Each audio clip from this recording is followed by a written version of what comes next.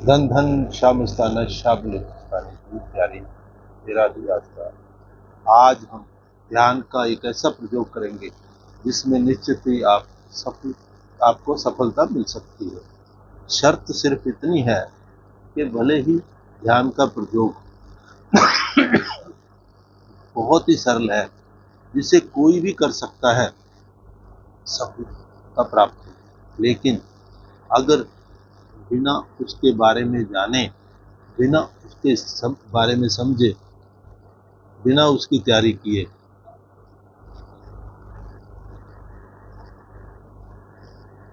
कोई भी इस ध्यान में उतरने की कोशिश करेगा तो कोई संभावना नहीं कि वो सफल हो सके। इस ध्यान की कीमिया को समझना इससे ज्यादा आसान कुछ भी नहीं है, लेकिन आप इतनी जल्दी में हैं, इतनी तेजी से भाग रहे हैं, इसलिए आप कभी समझ ही नहीं पाते। अपने मन की दौड़ को बिल्कुल रोक ले, रुक जाएं, ठहर जाएं, थोड़े विश्राम में चले जाएं। कोई जल्दी नहीं। जीवन में कितना समय आपने खराब किया है, इसके बारे में विचार करें। अगर थोड़ा सा समय और खराब हो जाएगा तो कोई फर्क नहीं पड़ता। सच्चाई यही है कि आज तक आप अपना थोड़ा सा भी समय पूरा पूरा नहीं दे पाए।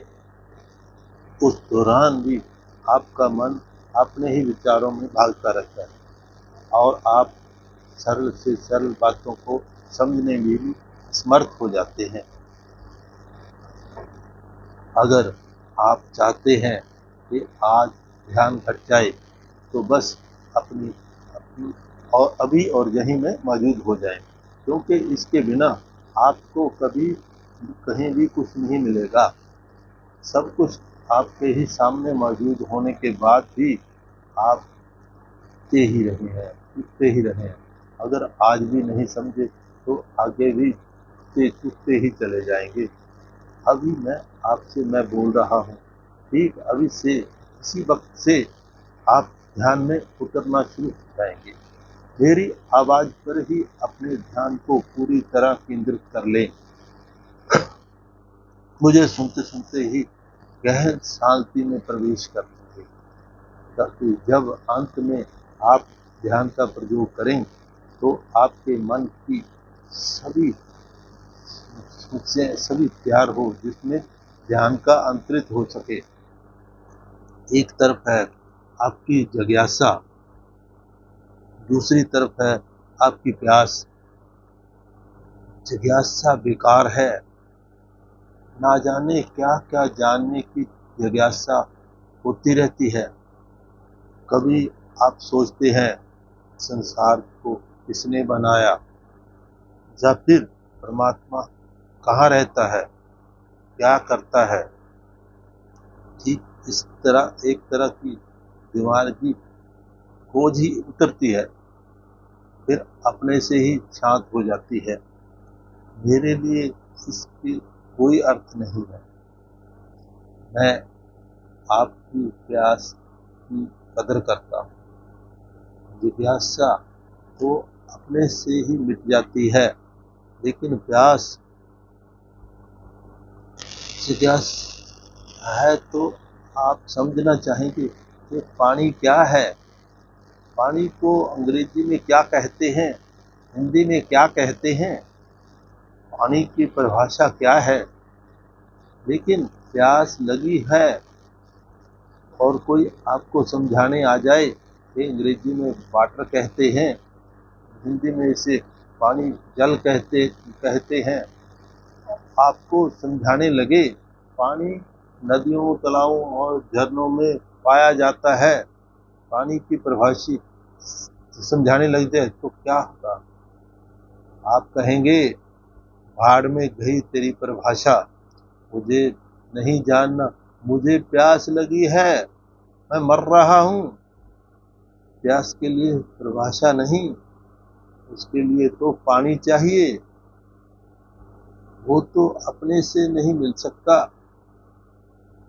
जितना जितना समय ज़्यादा होता जाएगा, प्यास और तीव्र होती जाएगी और ज़्यादा होती जाएगी। बस इतनी सी ही बात है, वो ही समझना है। आप में जिज्ञासा तो उठती है, लेकिन वो प्यास पैदा नहीं होती। इसलिए जब बार बार ध्यान के प्रयोग करने पर भी आप हर बार असफलता का अनुभव करते हैं, तो सहज ही एक विचार मन में उठने लगता है। तो उस जो विचार मन में उठने लगता है कि जो लोग ध्यान की बात करते हैं, जो लोग ध्यान के परमानंद की बात करते हैं, परमानंद की बात करते हैं, क्या ये सच भी है या नहीं? क्योंकि आपको आज तक कुछ भी होता दिखाई नहीं दिया। आपके साथ तो कोई ऐसी घटना नहीं घटी। फिर इसके साथ साथ कुछ बहुत ही आवश्यक प्रश्नों का भी आपके मन में उठना स्वाभाविक ही है। क्या परमात्मा को पाना ही अंतिम लक्ष्य है या फिर मोक्ष प्राप्त करना? अगर ऐसा है तो इससे आप वास्तव में चाहते क्या हैं? ध्यान क्यों करना है? क्या ध्यान करने से परमात्मा को पाया जा सकता है या फिर मोक्ष मिल सकता है? जब तक इन प्रश्नों का सही उत्तर नहीं मिल सकता जाए, तब तक जो भी आप करेंगे, चाहे वो ध्यान हो या फिर जाप हो, सब कुछ व्यर्थ ही हो रहा है। जब तक आपको अपना लक्ष्य ही नहीं पता, जब तक केवल अंधी दौड़ है, एक ऐसी दौड़ है जिसकी कोई मंजिल नहीं है। हर बार बहुत से मित्रों की यही शिकायत आती है कि ध्यान नहीं घट रहा, घट नहीं पा रहा। उसका कुल कारण इतना ही है कि आप भाग रहे हैं, दिशाहीन भाग रहे हैं। आप अपने ही मन में ना जाने कितनी कल्पनाएं करके बैठे हैं। आपको लगता है कि ध्यान कर लिया तो पता नहीं कौन सा चमत्कार आपके जीवन में हो जाए, जबकि ये एक तरह से बिल्कुल सत्य है कि ध्यान से आपके जीवन में चमत्कार भी घटता है, लेकिन ये चमत्कार वैसा नहीं है जैसा कि आप सोच के बैठे हैं। आपकी सोच केवल एक पूरी कल्पना है। चमत्कार एक अर्थ है कि आपके जीवन से दुख चला जाता है, आपके जीवन के अर्थ बदल जाते हैं। आप पहली बार जीवन के अर्थ आपको समझ आते हैं, आपके जीवन का रूपांतरण हो जाता है। ऐसा बिल्कुल भी नहीं है कि आपको कोई विशेष शक्तियां मिल जाती हैं, क्योंकि आपकी सोच सही दिशा में नहीं है, इसलिए ज्ञान का अनुभव नहीं हो पाता। आप सोचते हैं कि ध्यान आपके करने से होता है, इसके लिए आपको कुछ करना पड़ेगा। चाह करने जहाँ करने की बात आती है वहीं ध्यान से आप दूर हो जाते हैं। ध्यान के अर्थ हैं जहाँ आप सब कुछ करने से बाहर हो गए, जहाँ आप मिट गए। जब आप ही नहीं रहे तो फिर ध्यान कौन करेगा? नोट करें इस बात को। कुछ मित्र सोचते हैं कि अगर खाने को रोटी नहीं है तो कौन सा ध्यान, कौन सा आनंद, कौन सा आनंद घट सकता है। अगर इतना भी नहीं कमा पाते कि ठीक से जीवन को चला सकें तो ध्यान का क्या करेंगे?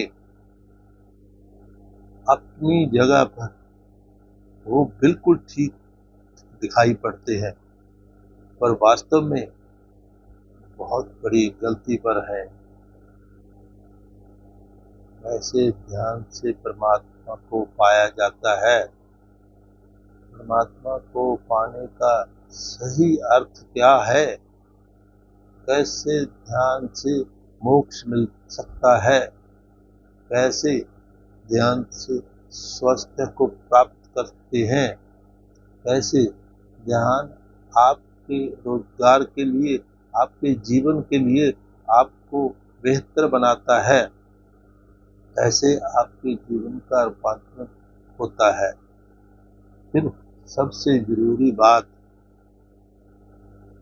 जो ध्यान की सबसे बड़ी रुकावट है वो क्या है, जिसे समझाने की मैंने हर बार कोशिश की है, लेकिन इसे समझना काफी कठिन हो जाता है।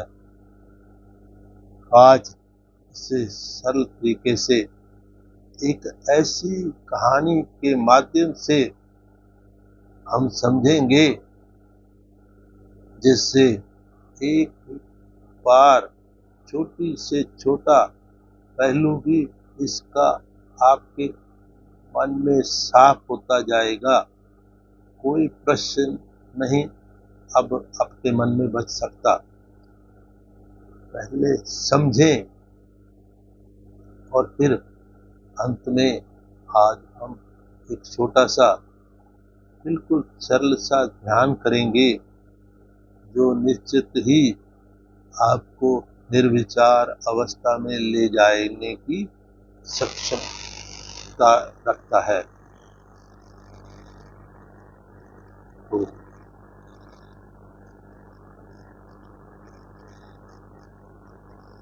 थोड़ा सा इसके बारे में अब पूरा ध्यान से जानेंगे।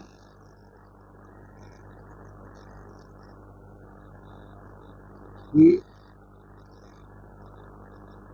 एक दिन महात्मा बुद्ध के पास उनका एक शिष्य आया और बोला, भगवान, मुझे आपके साथ रहते हुए पूरे 3 वर्ष हो गए हैं और मैं आपके बताए अनुसार ही हर रोज ध्यान करता हूँ, लेकिन आज तक भी मुझे इस ध्यान से कुछ नहीं प्राप्त हुआ है। जबकि यहाँ कुछ मित्र कहते हैं कि ध्यान से उन्हें बहुत कुछ मिला, लेकिन वो बता भी नहीं पाते कि क्या मिला। अगर उन्हें कुछ मिला तो फिर मुझे क्यों नहीं मिला? क्षमा चाहता हूँ, लेकिन ये सत्य है कि अब तो मुझे लगने लगा है कि ध्यान से कुछ नहीं होगा। ये कोरी कल्पना है जो मेरे मित्र कहते हैं कि उन्हें कुछ मिला, वो शायद झूठ बोल रहे हैं। फिर आप भी तो कहते हैं कि अपनी बुद्धि से जो मैंने तो वो जो कुछ बहुत कुछ चाहा फिर भी कुछ नहीं मिला, कि कृपया मेरा मार्गदर्शन करें। अगर मैं कोई गलती कर रहा हूँ, अगर मैं किसी भूल में हूँ, तो मुझे इसके बारे में बताएं। वो ये सुनकर बहुत मुस्कुराए और उन्हें इसका जवाब मैं कल सब सुबह की सभा में दूंगा, उसमें तुम जरूर आना। अगले दिन जब सभी भिक्षु सभा में उपस्थित थे, तो बुद्ध ने कहा कि आज मैं तुम्हें एक कहानी सुनाता हूँ। ये कहानी बिल्कुल ही काल्पनिक है, तुम इसे सत्य मत समझना, लेकिन इस कहानी से जो आज आपको शिक्षा मिलने वाली है, वो आपको और कहीं नहीं मिल सकती। बस इसी पर अपनी नजर रखना। एक पीर अपने ज्ञान के लिए बहुत प्रसिद्ध था, लेकिन कभी उसने कोई शिष्य नहीं बनाया था। उसको एक ऐसे पहाड़ के बारे में पता चल गया था जो कि पूरा सोने का बना हुआ था, जिसका शीश हीरे का बना हुआ था। इसी पहाड़ से उसे ज्ञान की प्राप्ति हुई। ये फकीर अकेला ही अपनी मस्ती में मस्त रहता था। फिर एक दिन 3 भाइयों ने उस फकीर से निवेदन किया कि वो उन्हें अपना शिष्य स्वीकार करें, ताकि वो भी ज्ञान को प्राप्त कर सकें। फकीर ने गौर से तीनों भाइयों की आंखों में झांका, फिर न जाने क्या सोचकर उसे तीनों को ही अपना शिष्य स्वीकार कर लिया। कुछ दिनों बाद उन तीनों ने अपने गुरु से उस पहाड़ के बारे में पूछा, जो सोने का बना था, जिसका शीश हीरे का था।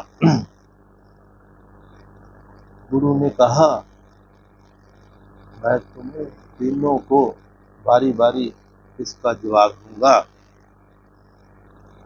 फिर गुरु ने पहले शिष्य को कहा, सबसे पहले तुम्हारी बारी है, तुम सीधा ही इस दिशा में जाओ और चलते रहना। तुम्हारे रास्ते में कुछ भी आए, फिक्र मत करना और बिना किसी तरफ मुड़े बिल्कुल सीधे ही चलते जाना। एक दिन तुम उस पहाड़ तक पहुंच जाओगे। उस शिष्य ने अपने गुरु से आशीर्वाद लिया और जैसे गुरु ने बताया था, वो पहाड़ के खोज में चल दिया। रास्ता कठिनाइयों से भरा पड़ा था। कितने कंकड़ पत्थर, कितने कांटे उसके पैरों में चुभते रहे, लेकिन वह चलता रहा।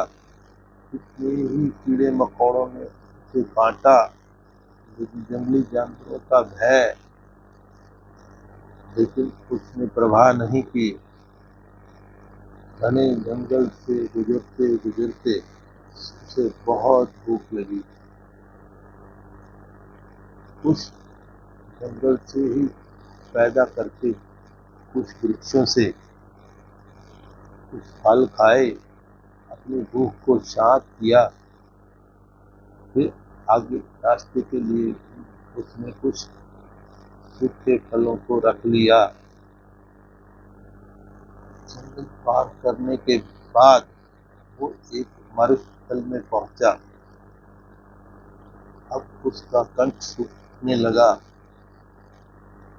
थोड़ा खाना तो उसके पास था, लेकिन पानी नहीं था।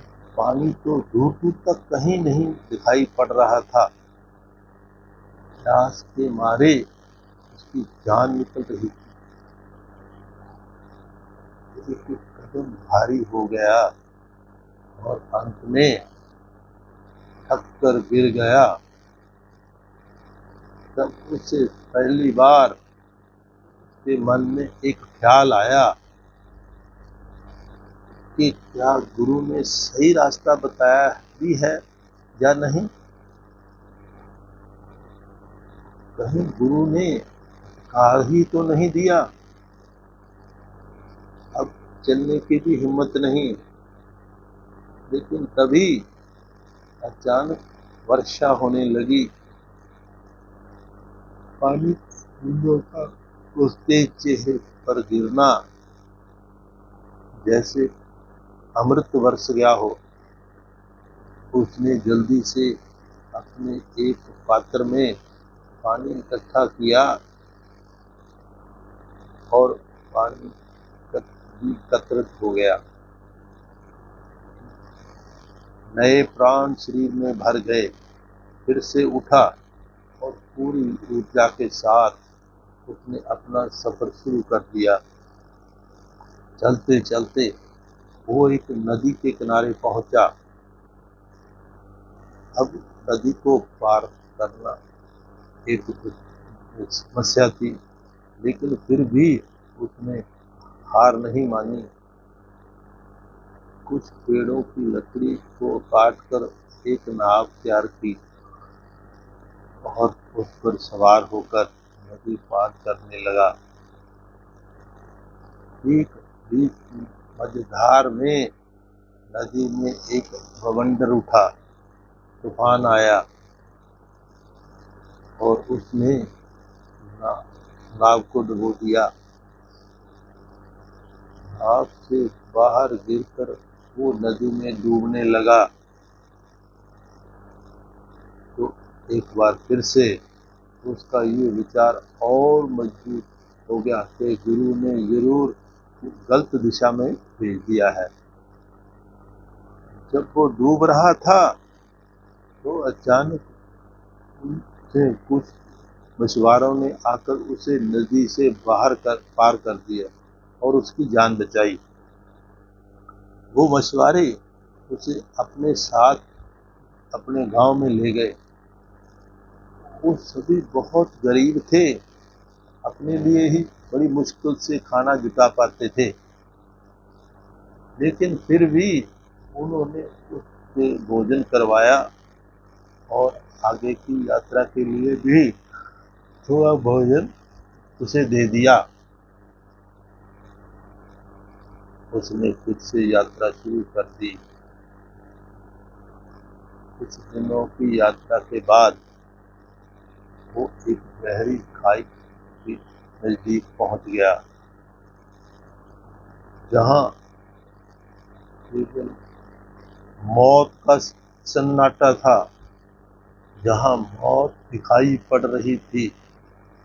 आगे जाने का कोई रास्ता नहीं नजर आ रहा। भयानक अंधेरा, गहरी खाई, जरा सा पैर फिसला तो सीधा मौत के मुंह में। बचने का कोई रास्ता ही नहीं था, कोई तरीका नहीं था। जब भी कोई ध्यान में प्रवेश करने लगता है तो ठीक ऐसा ही अनुभव एक बार होता है। बहुत से मित्र कहते हैं कि अचानक कौन करता है, फिर एकदम वो ध्यान से बाहर आ गए। ये बिल्कुल मौत जैसा ही अनुभव है। जबकि आपको लगता है कि आप गए, आप मिटे, ये वही खाई है। अक्सर लोग यहीं से घबराकर वापस लौट आते हैं। ठीक ऐसे ही जब शिष्य ने देखा ना तो कोई रास्ता है, ना रोशनी है, केवल मौत सामने खड़ी है, तो उसे पूर्ण विश्वास हो गया कि सब कुछ झूठी बात है।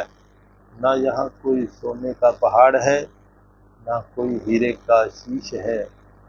शायद गलत गुरु कर लिया, या फिर गुरु ने गलत रास्ता दिखा दिया। वो वहीं से वापस गुरु के पास वापस लौट गया। जाकर गुरु से कहा कि आपने मुझे गलत रास्ता दिखा दिया, वहाँ कोई सोने का पहाड़ नहीं, तो रास्ते पर तो केवल जंगल है, मरुस्थल है, जहाँ पीने को पानी भी नहीं है, भयंकर नदी है और गहरी खाई है, और कुछ भी नहीं है, ये तो मौत का रास्ता है। गुरु ने उसे पूछा, ये सब से क्या तुमने ये कुछ सीखा? तो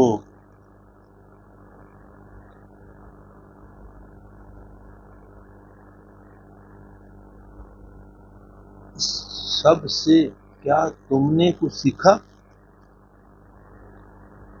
उसने कहा, इसमें सीखने जैसा क्या है? मैं तो सोने के पहाड़ की तलाश में गया था, जिसके लिए मैंने इतनी मुश्किलें उठाई, इतनी बार मरते मरते बचा, लेकिन इसके बाद भी मुझे वहां कुछ भी नहीं मिला। गुरु ने कहा, तुम रुको, अब मैं तुम्हारे दूसरे भाई को भेजता हूँ। वो शिष्य बोला, कोई फायदा नहीं, उसे भी वहां कुछ नहीं मिलेगा। गुरु ने अपने दूसरे शिष्य को आशीर्वाद दिया और कहा कि अब तुम जाओ, तलाश करो। शिष्य चल पड़ा, लेकिन कुछ दिन बाद वो भी वापस लौट आया। गुरु ने उससे पूछा कि क्या तुम्हें वो सोने का पहाड़ दिखाई पड़ा? शिष्य ने कहा, नहीं, मुझे भी कोई पहाड़ नहीं दिखा, बस एक अंधेरी खाई थी। तब मुझे लगा कि शायद मुझे कोई गलती हो गई है, शायद मैं आपके बताए रास्ते से भटक गया हूँ,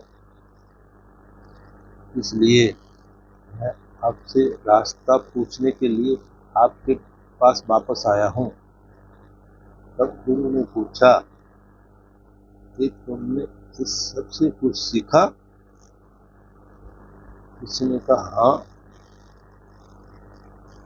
जब मैंने अपनी यात्रा एक जंगल से शुरू करी और उससे पार कर रहा था, तो मैंने देखा कि कैसे सारे जीव जंतु एक दूसरे पर निर्भर हैं, एक दूसरे का खाना भी।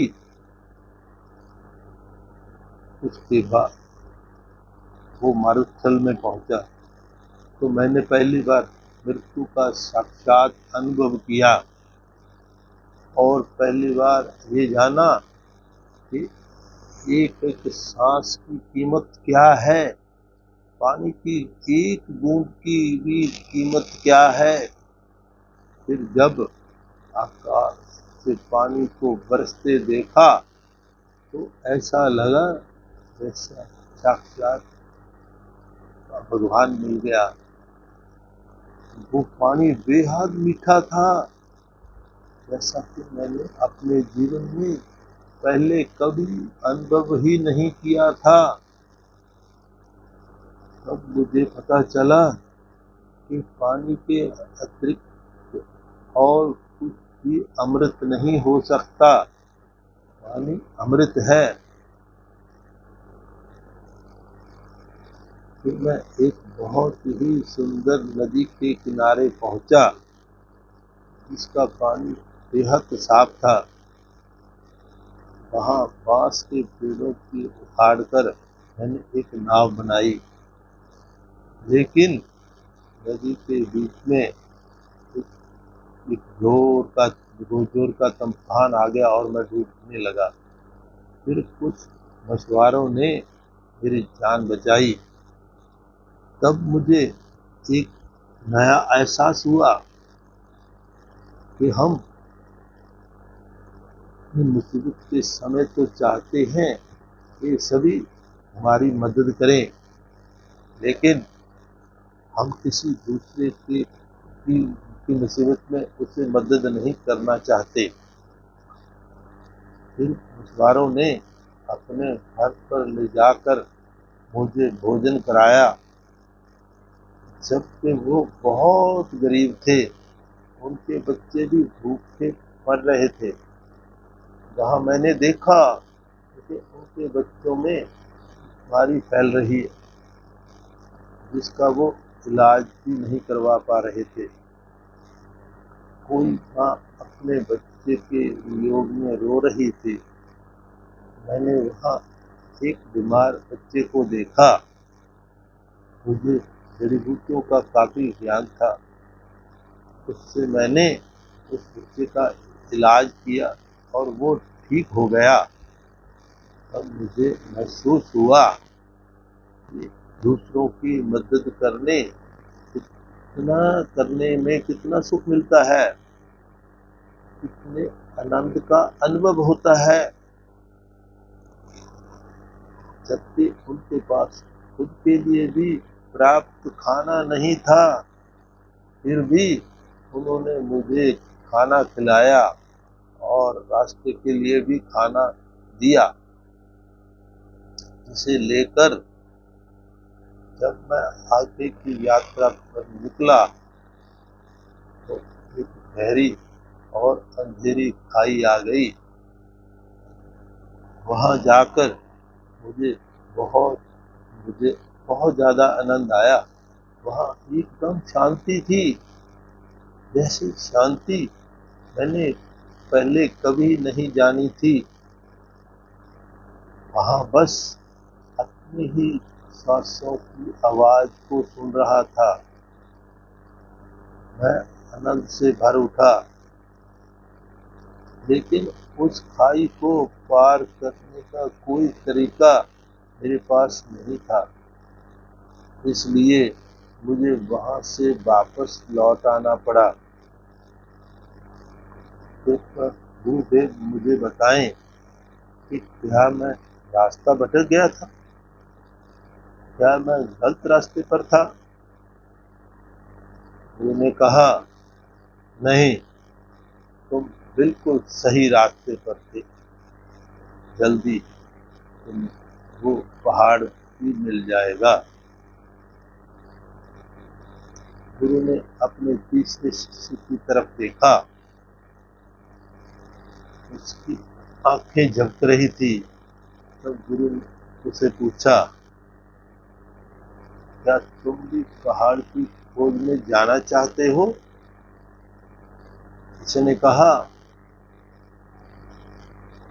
कि गुरुदेव, मुझे उस रास्ते पर सोने का पहाड़ मिलेगा या नहीं, ये तो मैं नहीं जानता। ना ही कोई ऐसी ज्यादा जिज्ञासा उसकी मेरे मन में जाग रही है। लेकिन मेरे दो भाइयों ने जो रास्ते के बारे में बताया है, वो मेरे लिए बहुत रोमांचक है। मैं उसे जरूर जानना चाहता हूँ और उन्हीं रास्तों पर चलना चाहता हूँ, अपना स्वयं का अनुभव करना चाहता हूँ। फिर तीसरा शिष्य गुरु का आशीर्वाद लेकर यात्रा पर निकला। जब कुछ दिनों बाद शिष्य वापस आया तो गुरु उसे देखते ही समझ गया कि इसे वो पहाड़ मिल गया है। उसके चेहरे पर चमक ही अलग थी। असीम शांति उसके चेहरे से झड़ रही थी, जैसे किसी आनंद का झरना बरस रहा हो। शिष्य ने गुरु को प्रणाम किया और कहा, हे गुरुदेव, मैं आपका बहुत आभारी हूँ कि आपने मुझे मार्ग दिखाया। मुझे वो सोने का पहाड़ मिल गया है, जिसका शीश हीरे का बना हुआ है। ये सुनकर दोनों भाइयों ने चौंक कर पूछा, क्या तुम्हें वो अंधेरी खाई मिली? तीसरे शिष्य ने कहा, वो मिली। मैंने भी वो सब कुछ अनुभव किया जो तुमने किया। मुझे भी वहाँ अपार शांति मिली, ऐसी शांति जो आज तक कहीं नहीं मिली। मैंने भी वहाँ पर अपने सांसों की आवाज को सुना और सुनता ही चला गया। तब मुझे लगा कि मैं बिल्कुल सही रास्ते पर हूँ।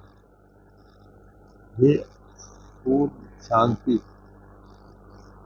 सही रास्ते का संबंध है। दूर पहाड़ जहीं कहीं होगा, उससे ढूंढने के लिए मैं खाई में उतर गया। जीवन की भी परवाह नहीं की। जाता हो तो जाए, लेकिन अब पीछे लौट कर नहीं जाऊंगा। जबकि मुझे डर भी बहुत लग रहा था, लेकिन इससे पहले मैं 2 बार मृत्यु को इतनी करीब से देख चुका था कि मृत्यु का भय समाप्त हो गया था। तब बस मैंने अपने कदम खाई में बढ़ा दिए। जब मैं खाई में गिरने लगा, तब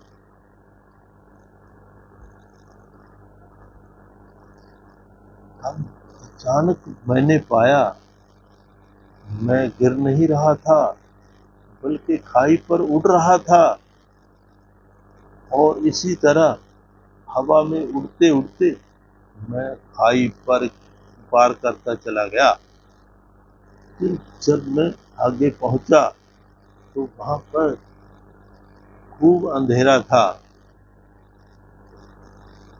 लेकिन मैं अंधेरों में भी चलता रहा। थोड़ा और आगे पहुंचा तो बहुत ज्यादा तेज रोशनी थी।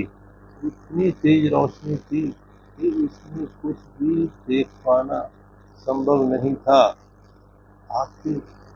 आंखें झुंझा रही थी। मैं डर से कांपने लगा, लेकिन फिर भी मैं आगे बढ़ता गया। फिर अंत में मुझे वो सोने का पहाड़ दिखाई दिया, जिसका शीश हीरे का बना हुआ था। वहां पहुंचते ही मेरा मन पूर्ण शांत और आनंदित हो गया। एक अजीब सी खुशी मेरे भीतर लौट रही थी। कहानी पूरी होने पर बुद्ध ने अपने शिष्यों से पूछा कि इस कहानी से आपने क्या सीखा? तब बुद्ध के एक शिष्य साबित उठकर उनके आगे हाथ जोड़कर खड़े हो गए और कहा, ये है कथागत। उन तीनों शिष्यों के गुरु ने जो रास्ता उनको बताया, वो उनके अपने ही अंत मन का था। पहले शिष्य की लगन और निष्ठा बिल्कुल सही थी, लेकिन वो महत्वाकांक्षी था। पहाड़ को पाने के लिए मरा जा रहा था, इसलिए उसने रास्ते से कोई शिक्षा नहीं ली। वो जैसे सीधा ही कूदकर पहाड़ पर चढ़ जाना चाहता था। पहाड़ को पाने के लोभ में वो अंधा हो गया था। इसके सिवा उसको और कुछ नहीं दिखाई दे रहा था। जबकि हर जगह पर ज्ञान ही ज्ञान बिखरा पड़ा था। फिर भी उसने वापस आकर गुरु से कहा कि उसे कुछ नहीं दिखाई पड़ा। दूसरे शिष्य ने सब देखा और समझा। उसने प्रकृति को जाना कि वो कैसे काम करती है, जीवन को जीना सीखा और मृत्यु का अनुभव लिया। जीवन और मृत्यु के मूल्य को समझा अमृत को पहचाना। वो पानी को भी अमृत करके जान पाया। उसके लिए सब ठीक चल रहा था, लेकिन उस दौर से वापस लौट आया जहाँ से उसे मंजिल मिलेगी। खाई को देखकर घबरा गया। उसे वहाँ की शांति तो पसंद आई, लेकिन वो ये नहीं समझ पाया कि यही उसका रास्ता है। वो नहीं समझ पाया कि मिट जाने की तैयारी है। इतनी तीव्र प्यास कि जीवन को भी दांव पर लगा दे जब उससे पाया जा सकता है। लेकिन फिर भी उसने इस यात्रा से बहुत कुछ पाया। इसलिए गुरु ने कहा, जल्दी ही पहाड़ तुम्हें मिल जाएगा, क्योंकि संभावना पूरी है। तीसरा शिष्य कमाल का है। उसने पहाड़ को पाने की कोई जिज्ञासा नहीं, कोई लालसा ही नहीं थी। वो केवल मार्ग पर चलना चाहता था। कुछ पाने की आकांक्षा ही नहीं थी। जो अनुभव उसके भाइयों ने लिया था, वो भी उस रोमांचित अनुभव को लेना चाहता था। फर्क सिर्फ इतना था कि जिस खाई से दो भाई डर कर वापस आए थे, वहां उसने अपनी सांसों को सुना, जिससे वो अपने मन की गहराइयों में उतरता चला गया। जहाँ उसे केवल एक सन्नाटा मिला और वो उस सब को महसूस करता हुए गहन अंधेरे में उतरता चला गया। अंधेरों से ही गुजरकर उसने रोशनी के दर्शन किए, वो भी इतनी तेज जहाँ आपने अपनी देखने की क्षमता खो देती है, जहाँ कोई रोशनी से भी डर जाए। फिर उसी से गुजर कर उसे जो सोने का पहाड़ मिला, वो कुछ और नहीं, उसी का अपना शरीर था। वो स्वयं था, जिससे उसका नीचे का धड़ सोने का और उसका सिर हीरे का था। ये उसका अनुभव अपना था। खोज बाहर की नहीं थी, खोज अपनी भीतर की ही थी।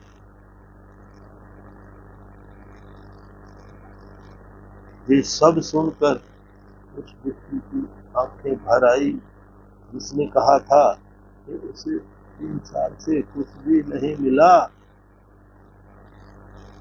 उसके चरणों पर सिर रख दिया और क्षमा मांगी। वो बोला,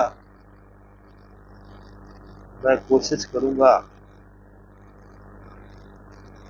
आपका दूसरे शिष्य को लेकर, क्योंकि दूसरे शिष्य बनने से पहले दूसरे की तैयारी जरूर करनी है। अब ना तो मेरे मन में कोई दुविधा है, ना ही कोई सवाल।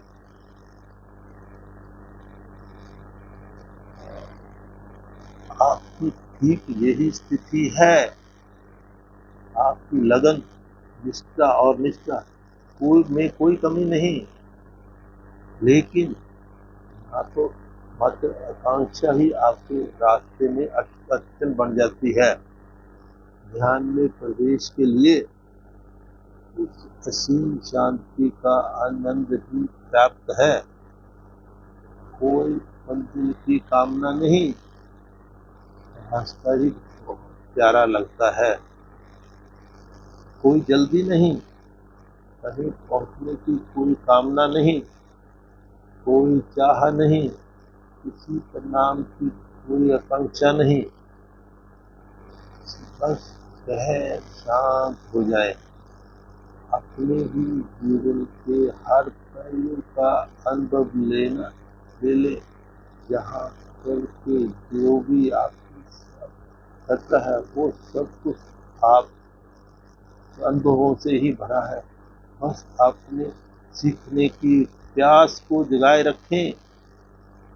जीवन जागा हुआ है, सोया हुआ जीवन मृत्यु के समान है।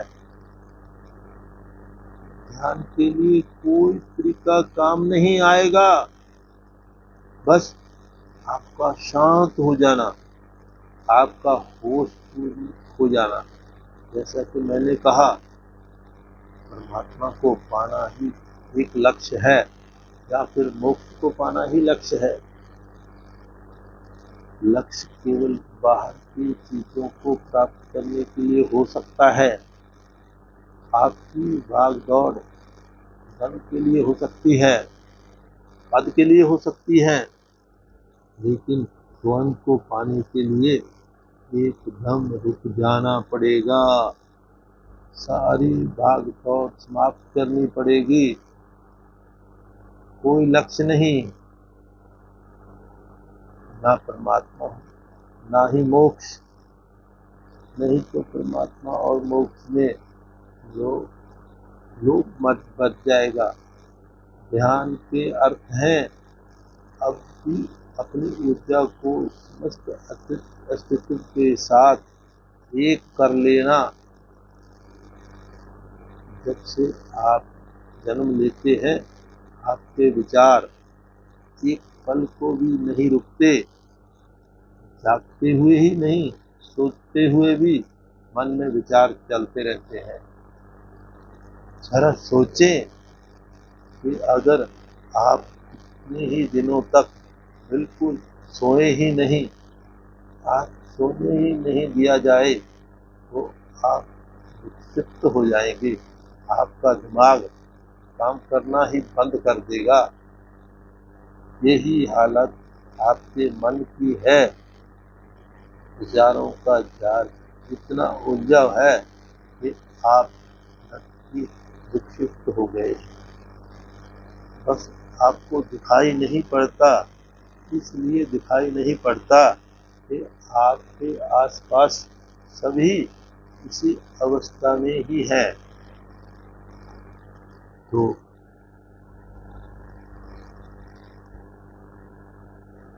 कि आपके आसपास सभी इसी अवस्था में है, एक ही जैसे। लेकिन कभी आपको अगर ध्यान से देखें तो आपको दिखाई पड़ेगा एक प्रेम जो कि आपका स्वभाव है, क्यों घृणा में बदल रहा है। आपकी करुणा क्यों हिंसा में बदल रही है। क्यों धर्मों की आड़ में आप खून की नदियां बहा रहे हैं। परमात्मा जो सबकी रक्षा करता है, फिर क्यों आप बकरी के पीछे घोड़ा जोड़ रहे हैं। क्यों आप परमात्मा की रक्षा करने लगे हैं। आप मेहरबानी करें, उससे आपकी रक्षा की कोई जरूरत नहीं है। आप अपनी ही रक्षा कर लें, इतना ही काफी है। जब भी कभी किसी को ध्यान के गहरे अनुभव होते हैं, तो चेतना ब्रह्मांड की अनंत चेतना के साथ एक हो जाती है। तब आपको अच्छे कर्म करने नहीं पड़ते, इसके लिए कोई कोशिश नहीं करनी पड़ती, बल्कि आपसे जो कुछ भी निकलता है वो अच्छा ही होता है। आपकी सभी शारीरिक बीमारियां आपके मन से ही जन्म लेती हैं। अगर मन स्वस्थ होता है तो स्वस्थ भी तभी होगा। अच्छे स्वास्थ्य के लिए सबसे जरूरी है आपका मन अच्छा होना। मन के लिए ध्यान से अतिरिक्त और कोई उपाय नहीं है। जो मित्र कहते हैं कि अपने योग्य भी धन नहीं कमा पाते, ध्यान का क्या करें, उनको पता नहीं है कि क्यों नहीं करना।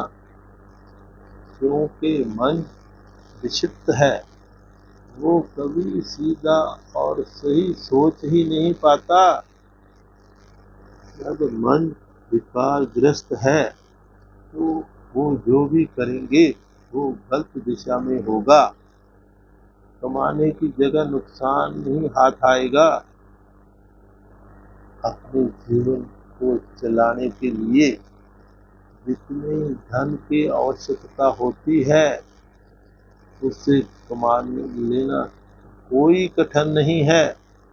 लेकिन कभी आपका लोभ बीच में आ जाता है तो कभी आपका अहंकार बीच में आ जाता है। अगर मन स्वस्थ है तो काम, क्रोध, मोह, लोभ, अहंकार ये विकार नहीं बनेंगे, बल्कि आपके हथियार बनेंगे। इनका उपयोग भी आप सही तरीके से कर पाएंगे। आप जान जाते हैं कि इनसे भागना नहीं है, इन्हें प्रयोग करना है, सीखना है। आपको इन्हें उपयोग करना नहीं आता, इसलिए ये विकार दिखाई पड़ते हैं। आपको परमात्मा को पाना और ना ही मोक्ष प्राप्त करना ये लक्ष्य ही नहीं है। लक्ष्य है कि जो जीवन आपको मिला है उसे स्वर्ग बनाना है। स्वर्ग और नरक मरने के बाद नहीं है, यही है, आपके जीवन काल में ही है। आपके मन की स्थिति है। आप अपने जीवन को चाहे तो स्वर्ग बना लें, चाहे तो नरक बना लें। अगर आपका जीवन स्वर्ग जैसा है तो परमात्मा आपके जीवन में आनंद की वर्षा कर रहा है। फिर परमात्मा आपका स्वभाव है और इससे ज्यादा परमात्मा का प्रमाण होगा। आप प्रकृति के साथ हो जाएंगे, बस इतना ही सुख है। आप प्रकृति के साथ हैं तो स्वर्ग में हैं। अगर आप प्रकृति के विरोध में हैं तो आप नरक में हैं। ध्यान आपको स्वस्थ प्रकृति से में छोड़ देता है और परम संतुष्टि का अनुभव होता है। आपका देखने का तरीका ही बदल जाता है। अभी आपको लगता है कि अगर आपके पास बहुत सा धन हो तो आप संतुष्ट हो गए, जबकि भीतर से आप भी अच्छी तरह जानते हैं कि धन से कभी किसी को संतुष्टि नहीं मिली। ये तो ऐसी दौड़ है जो कहीं रुकती नहीं है। केवल ध्यान ही एकमात्र मार्ग है जो आपकी चेतना को शुद्ध करता है। अपने पिछली वीडियो में मैंने कर्म और कर्म फल की बात कही। मैंने आपको समझाने की कोशिश की है कि इस बकवास से आप बाहर आ जाएं। आप कर्म की फिक्र नहीं करें, केवल अपनी फिक्र करें। अपने मन को शुद्ध करेंगे तो आपके कर्म भी अपने से शुद्ध हो जाएंगे। मन है जड़, आपके कर्म पेड़ की तरह है। मन बीज है। बीज शुद्ध होगा तो फल भी शुद्ध होंगे। सीधा फलों के साथ कुछ नहीं किया जा सकता। बहुत से मित्रों ने इसके बारे में बहुत से प्रश्न किए हैं, जिनका उत्तर मैं अपनी अगली वीडियो में दूंगा। अब छोटा सा सरल सा ध्यान आप करेंगे। जिसका मैंने शुरू में जिक्र किया है। आज एक अनूठा संगीत आपको दे रहा हूँ। अपने सारे शरीर को एक गहन बना लें और ऐसे अनुभव करें जैसे आपका रोम रोम इस संगीत को सुन रहा है। अपनी सांसों को जितना धीमा कर सके उतना धीमा कर ले, जितना लंबा कर सके उतना ही अच्छा रहेगा। लंबा लेकिन धीमा सांस भीतर ले, फिर जब सांस को बाहर छोड़ना तो उतने ही धीमे स्वर में बोलना नहीं है, मन में ही बस बात का ध्यान रखना है। बस बोलते समय 10 का अंक अपने मन में नहीं देखना है, ऐसे देखना है जैसे 10 सितारे हैं, 10 घोड़े हैं। ऐसी आकृति को देखना है, 10 चीजों को देखना है। तो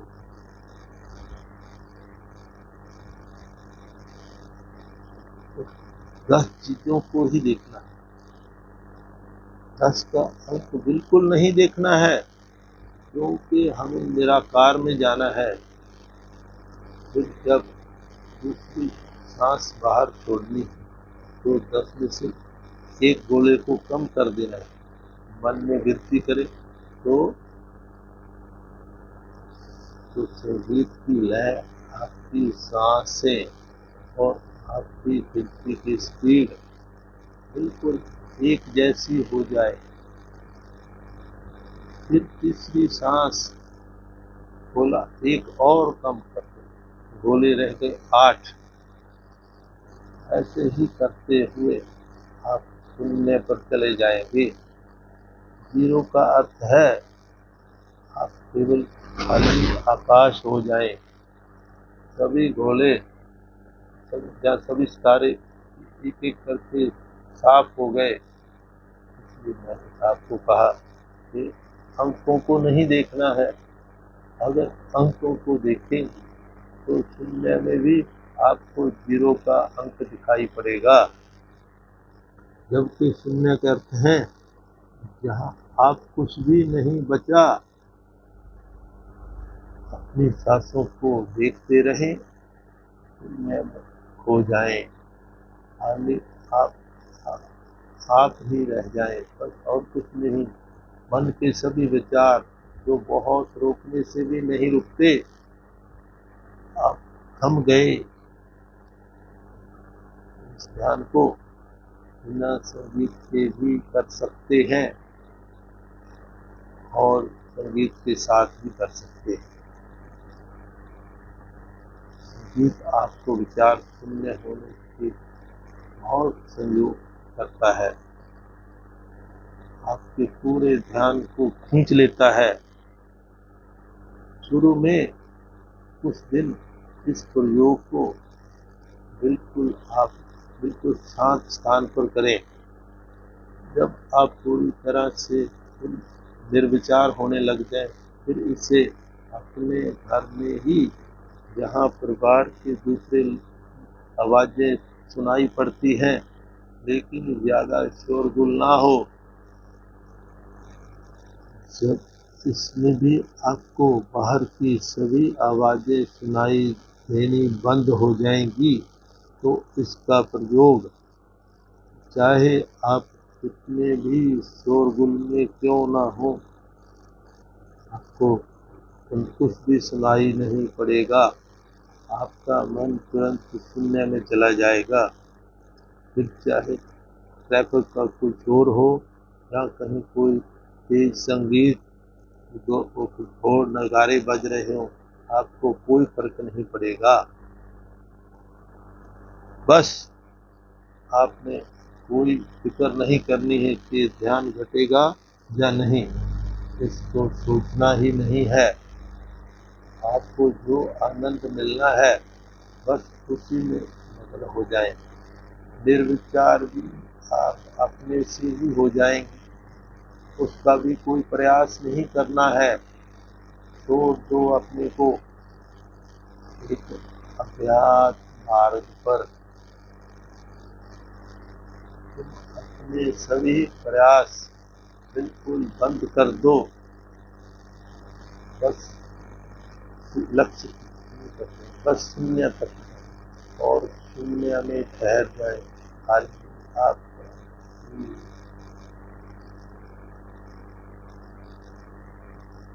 अब आप संगीत में डूब जाए। अगर कोई मित्र इस संगीत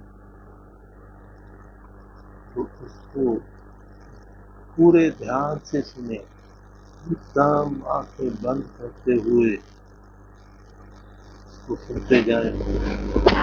आप सभी के ध्यान करते हुए करते हुए आपको धन्यवाद।